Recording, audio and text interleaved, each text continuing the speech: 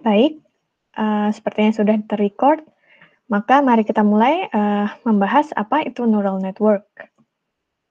Jadi, ide dari neural network itu sendiri sebenarnya untuk mengetahui hubungan antara sebab dan akibat gitu ya, atau untuk mengorganize, menyusun data yang banyak menjadi kelompok-kelompok tertentu seperti itu. Atau dari data yang banyak, dari input yang banyak, kita ingin mengklasifikasikan data tersebut menurut kelompok tertentu tadi, seperti itu. Dan dengan neural network, kita bisa mengekstrak informasi yang ada pada suatu data untuk bisa dikondisikan sesuai dengan tujuan yang kita inginkan, seperti itu. Dan ide dari kenapa sih kita harus membangun neural network, itu seperti ini, misalnya ada anak kecil gitu ya, nanya ke bapaknya atau ke kakeknya, "Itu apa?" Kita kasih tahu bahwa itu burung, itu kodok, itu singa, seperti itu. Sehingga neural network di sinilah yang nantinya bertugas untuk bisa membedakan input yang diberikan, dalam artian yang ditunjuk sama anak kecil ini gitu ya, menjadi suatu informasi tertentu. Apakah bisa neural network-nya nanti salah dalam menentukan? Ya bisa gitu ya, tergantung dari bagaimana kita men-training neural network yang kita desain di awal. Dan tergantung seberapa banyak data set yang kita masukkan ke dalam neural network tersebut, gitu. Kira-kiranya seperti itu. Nah, sekarang neural network itu apa sih gitu ya? Nah, neural network bisa didefinisikan atau bisa kita pahami sebagai suatu pemrosesan informasi yang terinspirasi dari sistem syaraf biologi gitu. Atau contohnya ada di otak kita. Dan struktur yang ada di dalam neural network itu sangat bergantung dari jumlah neuron, di mana neuron ini yang nantinya akan memproses data yang kita inputkan. Dan neuron ini bekerjanya bisa sendirian, seperti yang ada di single perceptron neural network, atau bisa banyak gitu ya, terdiri dari beberapa neuron, ataupun beberapa neuron dengan beberapa hidden layer gitu. Dan seperti manusia, neural network itu juga belajar dari pengalaman. Inilah yang maksudnya tadi kita harus ada proses yang namanya training sebelum kita mentesting dan mengaplikasikan neural network sesuai dengan tujuan kita, begitu. Dan definisi dari neural network, kita bisa tahu bahwa sebenarnya neural network adalah suatu sistem pemrosesan data yang terdiri dari beberapa jumlah neuron yang terinterkoneksi dalam suatu arsitektur tertentu yang diinspirasikan, yang mengambil inspirasi dari struktur yang ada pada saraf otak, seperti itu. Bagaimana model dari neural network? Bagaimana bentuk dari neuron? Bagaimana cara interkoneksinya? Kita akan lihat. Jadi kalau ini adalah inspirasinya ya, saraf di otak kita, ataupun di otak makhluk hidup, seperti itu. Dan di sini kita tahu bahwa yang berperan penting adalah neuronnya. Karena neuron di sini, dialah nanti yang interkoneksi antara neuron 1 dan neuron 2, neuron 3 gitu ya. Itulah yang nanti bisa memformulasikan input ya, yang diterima oleh reseptor untuk menghasilkan aksi yang bisa dikirim oleh otak, seperti itu. Dan kalau tadi adalah bentuk neuron secara biologi, dan kalau bentuk artificialnya seperti apa gitu ya, dalam bentuk model matematikanya seperti apa, itu adalah sebagai berikut, di mana kalau di bentuk biologinya kan ujung-ujung reseptornya ini ya yang sebagai penerima input, lalu masuk ke neuron, baru neuron terinterkoneksi dengan neuron yang lain gitu ya, melalui reseptor juga, dan nanti akan diolah di otak, seperti itu, untuk menghasilkan output kan setelahnya. Nah, kalau di sini serupa, di mana nanti akan ada reseptor, gitu ya, yang menerima input, di mana setiap reseptor akan memiliki weight tertentu. Lalu, dari setiap reseptor akan terhubung dengan neuron. Nah, lalu dari neuron ini setelah diolah informasi dari reseptor 1, reseptor 2, reseptor 3, reseptor 4 yang merepresentasikan dari berapa jumlah input yang ada dalam neural network tersebut. Lalu nanti neuron ini akan mengolahnya berdasarkan suatu activation function tertentu, entah itu linear ataupun sigmoid function, seperti itu.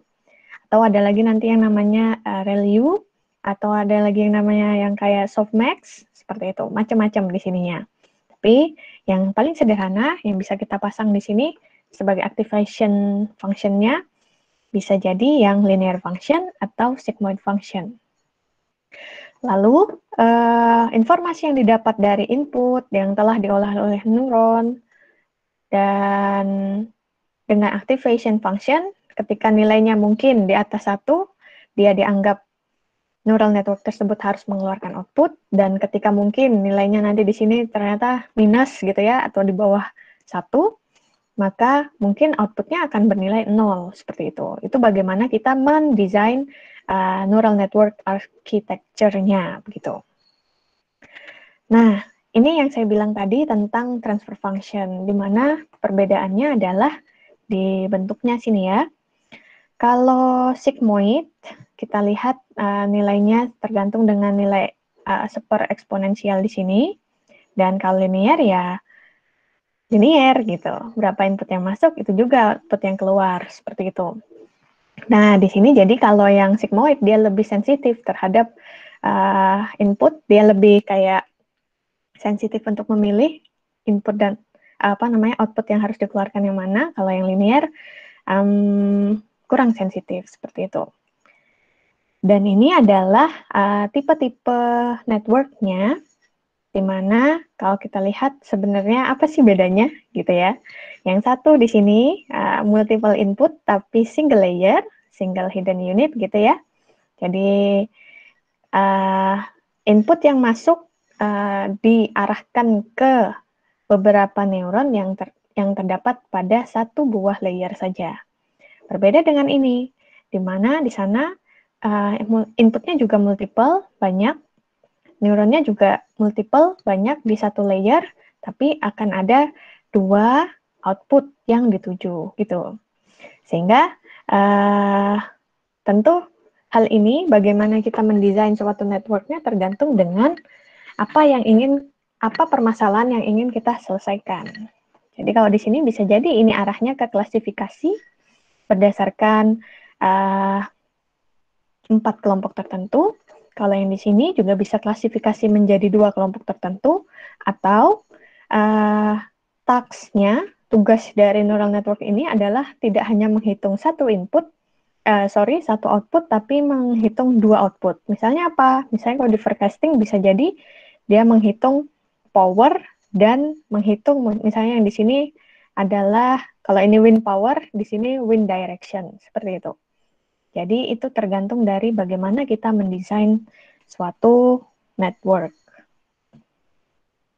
Nah, kalau ini juga tipe-tipe network yang ada di ANN gitu ya. Kalau yang tadi kan kayak satu kali flow gitu, satu kali jalan. Dari input diproses dapat output. Dari input diproses dapat output. Nah, berbeda dengan ini. Dari input diproses, ada output. Namun apa? Akan ada proses pengiriman feedback untuk mengadjust nilai-nilai yang ada di neuron, gitu ya. Untuk apa? Untuk mengupdate nilai-nilai yang ada di neuron. Nilai apa yang bisa diupdate? Ya, nilai yang bisa diupdate tentu pengaruhnya pada yang function sigmoid tadi, sigmoid function, atau pada weight dari tiap reseptor, seperti itu. Nah, kalau prosesnya seperti ini, di mana ada proses pengiriman feedback setelah perhitungan output, kita bisa klasifikasikan neural network ini bekerja dalam proses recurrent gitu ya. Atau kita bisa klasifikasikan NN ini namanya recurrent neural network gitu. Begitu, itu gambaran umumnya. Dan neural network ini tergolong sebagai supervised learning. Supervised gimana maksudnya? Supervised berarti kita ada untuk mengontrol ataupun kita untuk melakukan penyusunan awal dari data yang akan kita masukkan ke neural network. Jadi dia harus diawasi gitu ya. Sehingga input di sini tidak benar-benar independen, tapi harus kita kondisikan. Kondisikan seperti apa? Kondisikan bisa jadi inputnya di awal sudah kita sudah kita klasifikasikan menjadi 5 kelompok tertentu. Di mana setiap kelompok itu nanti data yang ada di sini ini sudah punya label tertentu. Misalnya data untuk tinggi ke rendah atau data tiap cuaca itu akan berbeda, seperti itu. Lalu neural network akan mengolahnya sesuai dengan data yang telah diklasifikasikan tadi. Dan secara umum, proses learning dari neural network itu sendiri bisa kita lihat sebagai berikut, bahwa input yang ada ini harusnya kan merepresentasikan actual sistemnya gitu ya. Nah, di sini neural network akan mempelajari input yang ada ini melalui koneksi-koneksi yang ada di neuronnya, berapa jumlah weight di dalamnya, seperti itu, dan berapa jumlah hidden layer yang harus dipasang di dalam neural network tersebut. Dari sini, kita akan bisa menghitung error antara hasil perhitungan neural network dengan actual sistemnya. Nah, dalam perhitungan mismatch error antara hasil perhitungan neural network dan actual system, kadang ada mismatch, kadang baik sekali gitu ya, berarti mismatch-nya sama dengan 0. Kondisi itu yang dikirim untuk memperbaiki training dari model neural network. Itu berarti ada yang namanya error feedback ke neural network, dan proses ini akan berlangsung berulang-ulang tergantung dengan stopping kriteria yang akan kita pilih, seperti itu. Karena kalau neural network biasanya kadang stopping kriterianya ya semakin dekat dengan expected output gitu ya, semakin dekat dengan actual system, maka dia akan semakin baik. Jadi bukan tergantung dari iterasi lagi, tapi dari mismatch error antara actual system dengan hasil perhitungan neural network, begitu. Itu kira-kiranya untuk proses learning dari sebuah neural network. Nah, kembali lagi, dalam sebuah machine learning sebenarnya gampang sekali ya, seperti yang kita pernah hitung bersama-sama. Pertama tentu kita harus punya datanya dulu gitu ya. Dan kalau di dalam neural network ini, dalam pengaplikasiannya, kita sangat perlu yang namanya klasifikasi dari data. Mana data yang digunakan untuk training, mana data yang digunakan untuk testing, seperti itu. Karena data testing tentu harus berbeda dengan data training, agar kita bisa melihat signifikansi dari network yang kita bangun. Jadi kalau kita sudah klasifikasikan data yang besar tadi, data yang raw data, menjadi training data, mana yang testing data, lalu kita tinggal tentukan decision function yang akan kita gunakan apa, atau loss function yang akan kita gunakan apa, begitu ya, agar kita mendapatkan, bisa menghitung targeted output kita. Lalu, setelah kita tahu menentukan kayak objective function-nya gitu, tentu kita harus perhatikan tadi network ini akan digunakan untuk apa. Kalau di contoh sini, dia untuk membedakan mana yang gambar wajah, mana yang bukan wajah, seperti itu. Nah, kita bisa menggunakan apa di sana? Kita bisa menggunakan untuk proses pekerjaan yang seperti ini, untuk membedakan mana yang wajah, mana yang bukan wajah, kita bisa pakai linear regression, bisa logistic regression, ataupun neural network. Dan kontrolnya nanti di mana gitu ya, untuk mengetahui ini wajah atau bukan wajah gitu ya. Nah, kita nanti menghitung yang namanya errornya tadi kan. Jadi data ini tentu harus berisi banyak sekali gambar wajah gitu, dan banyak sekali gambar yang bukan wajah, ya kan? Nah, dari sini tentu kita bisa mengetahui nanti akan ada satu reference gambar yang menjadi reference untuk mengetahui apakah ini bila dikurangkan dengan gambar wajah tadi bernilai 0 atau bernilai 1, seperti itu. Dan proses perhitungan errornya bisa menggunakan mean square error ataupun cross entropy. Lalu apa yang dilakukan setelah tahu ya dengan model apa kita harus membangun permasalahan ini, dan error evaluation-nya pakai apa. Lalu yang kita lakukan adalah menentukan goal, fungsi tujuannya, dan melakukan perhitungan. Dan nanti goal dari perhitungan ini adalah kita juga bisa menentukan yang namanya gradient. Jadi gradient descent seperti itu ya, pengurangan gradient dari setiap iterasinya. Karena ini jadi salah satu stopping kriterianya. Semakin kecil gradiennya tentu semakin baik. Nah, permasalahan tentang gradient ini bisa diatasi dengan yang namanya backpropagation neural network. Dan secara gampangnya, backpropagation itu sebenarnya ya perhitungan dari mismatch, perhitungan dari gradient, atau perhitungan yang namanya derivatif dari setiap iterasi ya, berdasarkan dengan formulasi yang kita tetapkan, seperti itu. Dan ini terkait dengan decision function, tadi kan disebutkan model yang bisa kita bangun ya, itu bisa jadi dengan linear regression, dengan logistic regression, ataupun dengan neural network. Nah, sekarang kita lihat dulu, kalau linear regression itu seperti apa sih, gitu ya. Jadi misalnya ada input dan ada output.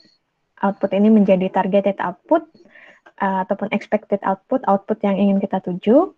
Dan di sana ada beberapa input, dari X1 sampai XM, seperti itu.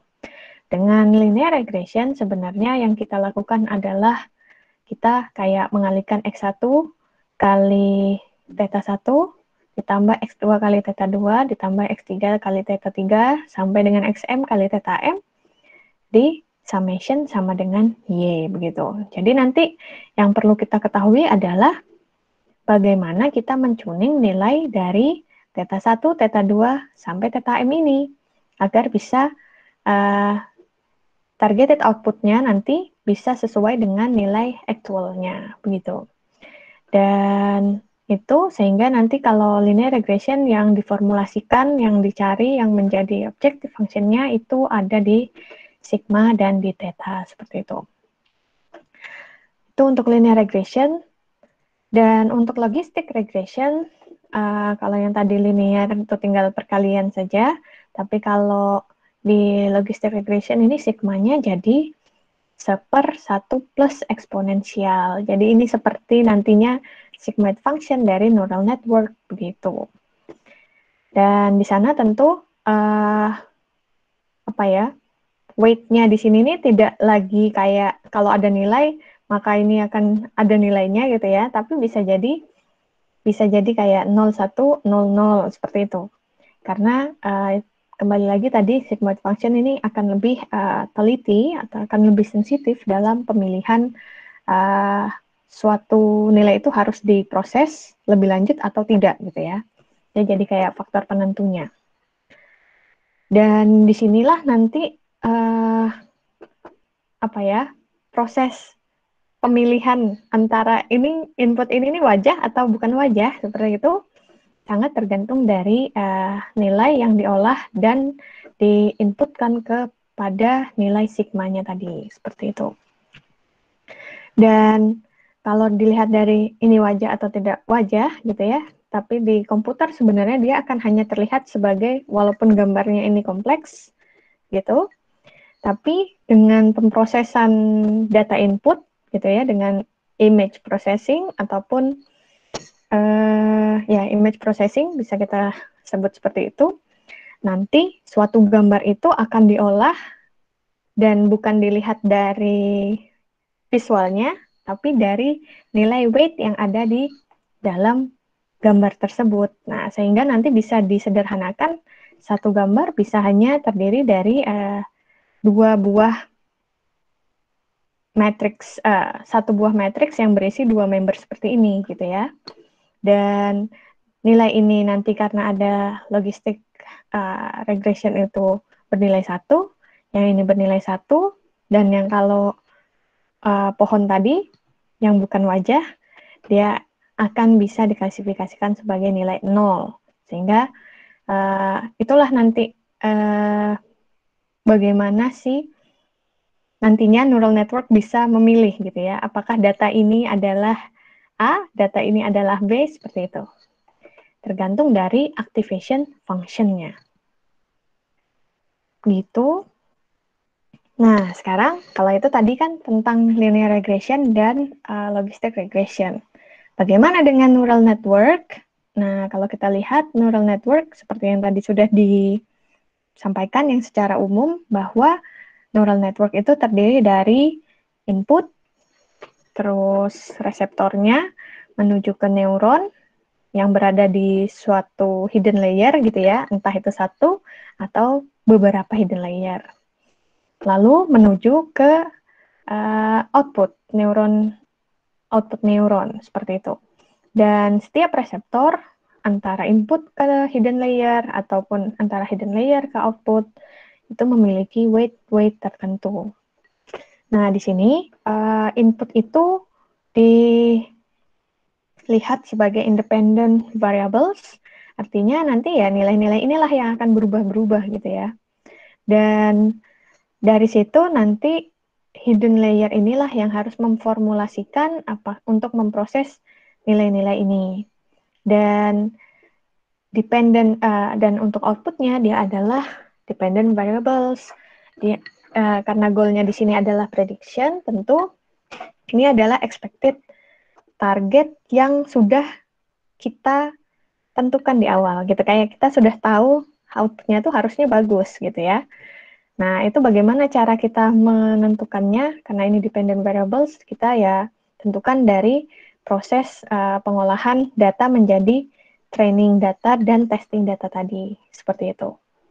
Dan seperti ini kira-kiranya secara umum dari neural network, di mana nanti input yang ada di sini, berapa nilainya, masuk ke setiap neuron yang ada di hidden layer, dihitung berdasarkan perkalian dari nilainya sendiri dengan si weight yang ada di reseptor 1, 2, dan 3 gitu ya.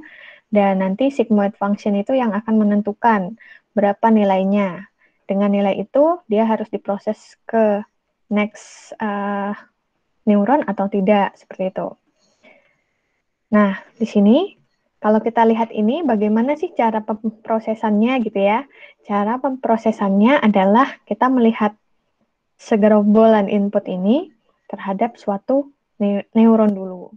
Lalu setelah ini dikerjakan, sebenarnya dia akan bekerjanya kayak secara paralel gitu ya, karena kalau dia berada dalam satu hidden layer tertentu, ngitungnya jadi kayak simultaneously gitu ya.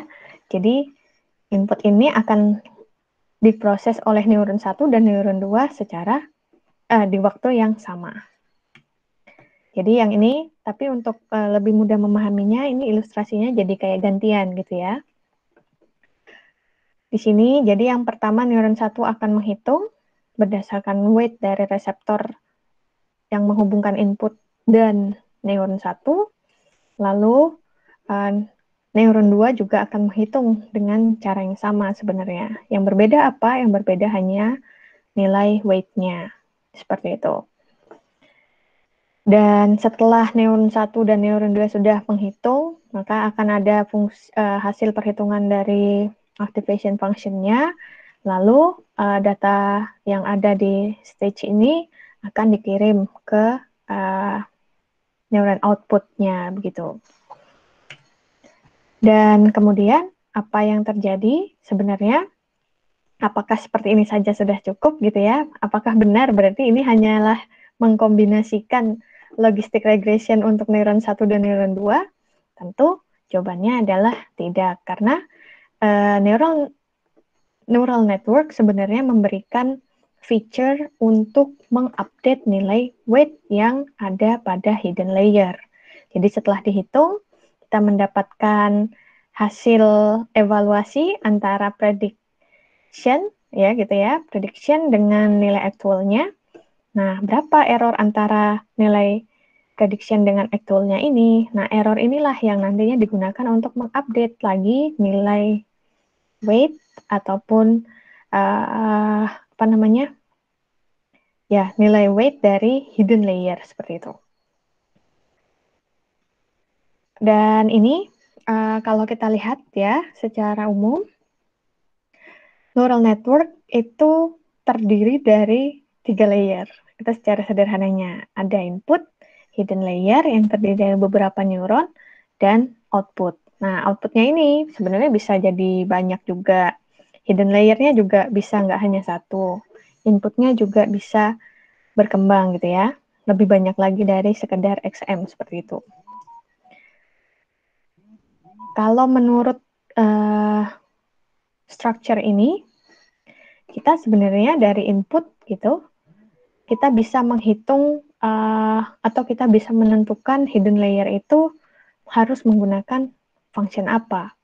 Entah itu linear atau sigmoid. Dan juga di bagian output. Entah itu menggunakan sigmoid function atau linear function. Seperti itu. Dan kalau linear ya begini. Kita menentukan weight-nya berapa, nanti di X1 dikalikan weight, terus di sini ya summation aja. Berbeda kalau sigmoid. Kalau sigmoid, kita sudah tahu weight-nya berapa, dan di sini nanti nilainya bukan dari summation semua input itu, tapi dengan cara 1/1 ditambah eksponensial dari min A gitu ya. Min A. A ini adalah weight yang ada di sini. Seperti itu. Begitu kira-kiranya perbedaannya, dan sama sebenarnya untuk yang di output akan sama dengan perhitungan activation function di hidden layer begitu. Yang berbeda apa? Jadi neural network tadi kan banyak tipenya sebenarnya. Jadi yang berbeda ya bagaimana kita mendesain berapa jumlah neuron, terus berapa jumlah hidden layer, terus bagaimana kita memilih activation function di sini dan di sini. Nah, jadi kombinasi itulah nanti yang membedakan kinerja dari neural network kita. Dan ini ketika kita ingin membuat suatu neural network, yang penting kita perhatikan tentu features apa saja yang harus kita masukkan ke dalam model, gitu ya, agar kita bisa mendapatkan output yang kita canangkan, seperti itu. Misalnya, kalau ingin neural network ini untuk memprediksi wind power, maka tentu features-nya di sini harus bisa kita tebak gitu ya. Wind power ini nih sangat dipengaruhi oleh apa? Apakah dipengaruhi dengan wind power pada jam-jam sebelumnya? Apakah dipengaruhi dengan temperatur? Apakah dipengaruhi dengan curah hujan? Seperti itu. Nah, feature-feature ini yang harus kita tebak gitu ya. Berdasarkan apa? Berdasarkan output yang akan kita cari. Lalu, dari features tersebut, sebenarnya habis itu kita bisa menurunkan kira-kira kompleks nggak neural network yang mau kita buat gitu ya. Berdasarkan hidden layer-nya harus berapa jumlah neuronnya, seperti itu. Dan kemudian bisa secara simpelnya saja, kalau secara simpel, ketika kita sudah menentukan tadi features apa saja yang ingin kita cari ya, kita tinggal menentukan bahwa nilai ataupun jumlah dari hidden layer itu akan sama dengan jumlah input yang akan dicari, seperti itu. Tapi tentu kalau ini akan memiliki kekurangan ya. Kalau inputnya ternyata perlunya banyak, berarti hidden layer-nya akan perlu banyak, sehingga apa? Tentu kompleksitas dari neural network structure-nya akan lebih tinggi dan membuat prosesnya jadi lebih lambat gitu ya. Begitu kira-kiranya. Nah, kalau ini kan ketika kayak dari input langsung masuk ke satu neuron. Dan dalam pengembangannya tentu juga kalau ingin mendapatkan perhitungan yang lebih teliti, kita bisa mengkoneksikan semua input ke satu neuron. Demikian seterusnya sampai neuron yang ada di sebuah hidden layer-nya itu terkoneksi semua. Tapi lagi-lagi efeknya apa? Efeknya ada di kompleksitas dari neural network structure itu sendiri. Dan ini ketika kita mengembangkan gitu ya, inputnya menjadi lebih kompleks. Tunggu, kalau di sini X1, X2, XM, lalu diperbesar, dan tentu ya itu tadi, semakin besar, semakin rumit, karena interkoneksinya semakin banyak antara input node dengan hidden layer node. Belum lagi kalau ternyata hidden layernya ada dua gitu. Tapi efeknya ada hidden layer yang banyak ataupun neuron yang banyak itu apa sih sebenarnya? Nah, mari kita lihat. Efek dari ketika kita menentukan berapa jumlah hidden layer yang ada pada neural network itu akan berefek dengan bagaimana neural network ini bisa mengklasifikasikan suatu data. Gitu ya. Dan ini contoh ketika kita hanya memakai, kita tidak memakai hidden layer, misalnya 0. Maka berarti itu artinya si neural network ini bekerja sebagai apa? Sebagai linear regressor gitu ya. Dia hanya mengaplikasikan proses linear regression saja di sana. Jadi dia bekerja sebagai linear classifier maksud saya. Dan di sini kalau ada input 1, ada input 2, maka Y akan sama dengan weight yang di input 1 kali X1 ditambah weight di input 2 kali X2. Dan sehingga ketika kita memiliki data misalnya seperti ini, karena dia linear regression, ya kalau kita lihat di sini, proses klasifikasinya tidak benar-benar yang abu-abu muda dengan yang putih gitu ya, tapi akan ada data yang tidak terklasifikasi sesuai dengan grupnya begitu. Begitu pula yang di sini. Karena kalau mau mengklasifikasikannya dengan benar kan ini nggak bisa garis lurus ya, tapi harus lengkok-lengkok gini gitu ya. Dan seperti ini. Nah, bagaimana kalau kita tambah hidden layer-nya? Ketika kita tambahkan hidden layer-nya menjadi 1, di sini hidden layer 1 dan jumlah neuronnya sesuai dengan jumlah inputnya, neural network ini dapat lebih baik dalam mengklasifikasikan datanya. Dimana kalau yang datanya tadi yang 4 ini sekarang sudah langsung bisa gitu ya, membedakan mana yang light gray, mana yang white gitu. Terus kalau datanya seperti ini, dia sudah lumayan ada perbedaannya, walaupun kalau kita lihat dengan data sebelumnya, ini masih ada yang tidak terklasifikasi dengan baik, nilainya pun ini masih mirip-mirip gitu ya. Dan ini kalau melihat output dari divider pembaginya begitu. Nah, bagaimana kalau kita tambah hidden layer-nya jadi 2? Kalau jadi 2, tentu dia lebih bisa melihat suatu input itu lebih spesifik gitu ya. Di sini kalau yang tadi datanya bundaran 4 ini bisa jadi lebih spesifik di mana bukan hanya kelompoknya itu adalah kelompok yang light gray, tapi bisa dilihat mana light gray 1, mana light gray 2 gitu ya. Dan yang di sini bisa benar-benar mendetek suatu objek tertentu, dan di sini juga bisa mendeteksi objek tertentu yang shape-nya lebih spesifik gitu. Itu kalau hidden layer-nya 2. Bagaimana kalau lebih banyak lagi gitu ya? Tentu ya lebih spesifik dia dalam mengklasifikasikan suatu data. Dan itu pengaruh dari jumlah hidden layer terhadap kerja ataupun performa dari neural network. Nah, kalau ini sekarang kita ada yang namanya multi-class output. Jadi, kalau ini kan masih yang kayak sebelumnya ya, bahwa ada beberapa input ditaruh ke sebuah hidden layer yang terdiri dari beberapa neuron, lalu bisa mendapatkan satu buah output. Kalau kita ngomongin multi-class output, tentu targeted outputnya nggak hanya satu, multi kan, jadi bisa banyak ya, seperti yang saya bilang tadi.